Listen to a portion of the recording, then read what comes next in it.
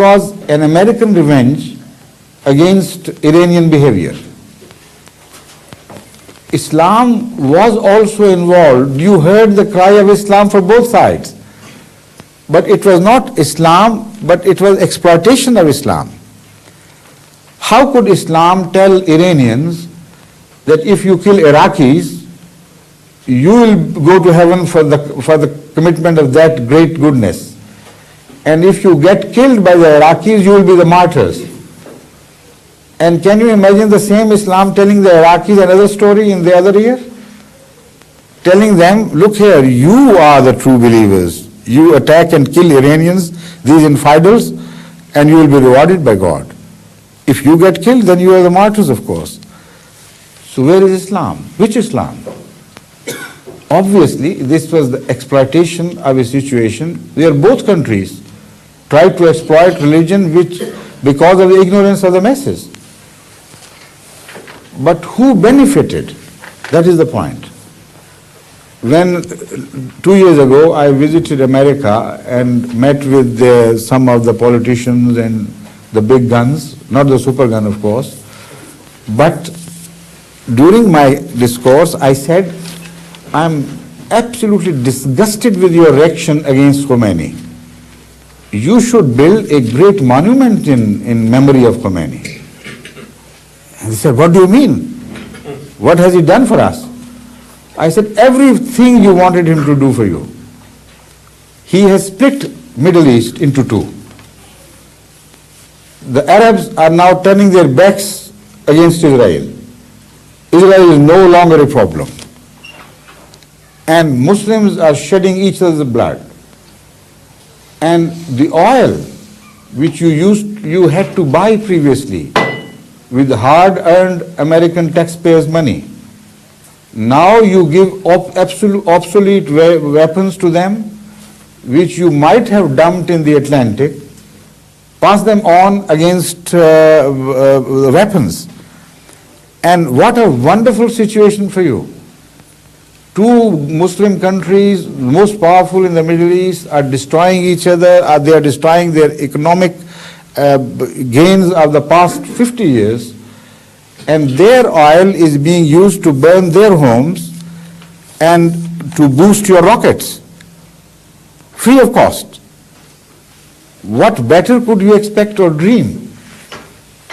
And again, I said, as a fringe benefit, all your media is now blemishing Islam for what Khomeini does or for what the Saddam Hussein does. Both do it in the name of Islam, and both disappear, and Islam gets the brunt. This is the religion, this is the madness, this is the medievalism. This is what it will do to you. So I said, the greatest favor that in the past ages has been done to any Western power has been done by Khomeini. So please build a monument in his memory. Don't unnecessarily censure him after his death. This is realism. This is truth. The rest is all hocus pocus. How long it was, the war of atrocities, which killed 1 million Iranians or around 1 million Iraqis. No American muscle shuddered. No American hair turned. They were watching this situation. No British sensibility to human values was hurt when they saw on their own televisions thousands of Iranian people must have gassed and this gassed and that gassed. Nothing happened. But a small country, Kuwait, is attacked. And suddenly the whole world is threatened with neo-Nazism. A new Hitler is suddenly born. Where was that Hitler during that long decade of war of atrocity? Was he not yet born? Why his birthday on the day when he attacked Kuwait?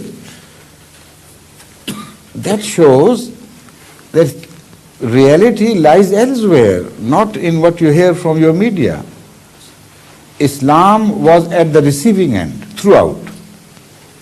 Islam was done injustice both by Saddam Hussein and by Khomeini, and their stupidity offered the opportunity to a great Western power to rob them with both hands of their wealth and let them kill each other and destroy each other in the name of Islam, and also blemish Islam at the same time. That is how I see that war, and the war which followed was in fact the direct result of that. They had supported Iraq so much at the behest of America, because I can assure you that Saudi Arabia would not dream taking any serious decision without the consent of their masters. This regime is hanging from the American ceiling like a chandelier. The moment it is dropped, it's smashed to pieces. So for them to continue to support Iraq financially, how could it be possible? But both of them gave them understandings. That all right, we are with you, but when the situation changed, when the war was over and Iraq was left with a very much not destroyed but injured economy, that was the time when they started playing tricks upon him, upon Saddam Hussein or upon Iraq. They started lowering the value of the price of oil.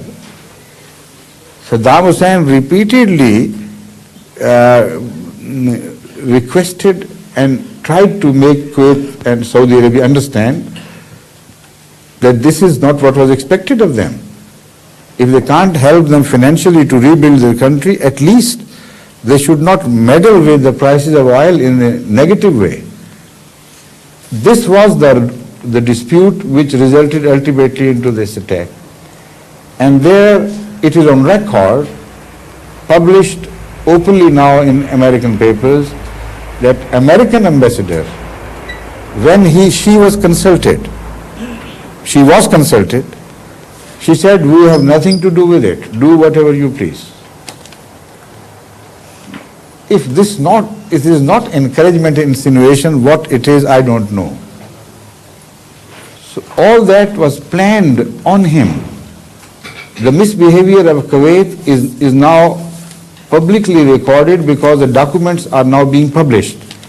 If anyone is interested in finding the truth, he should read those documents which have been now published in America and some other countries, whereby it is proved that intentionally and consciously Kuwait was misbehaving, and Kuwait was being assured that whatever you do, no wrong can come your way. This is the international corrupt diplomacy which has resulted in all these ugly situations, and still you think the religion is to be blamed? What about that embargo of food?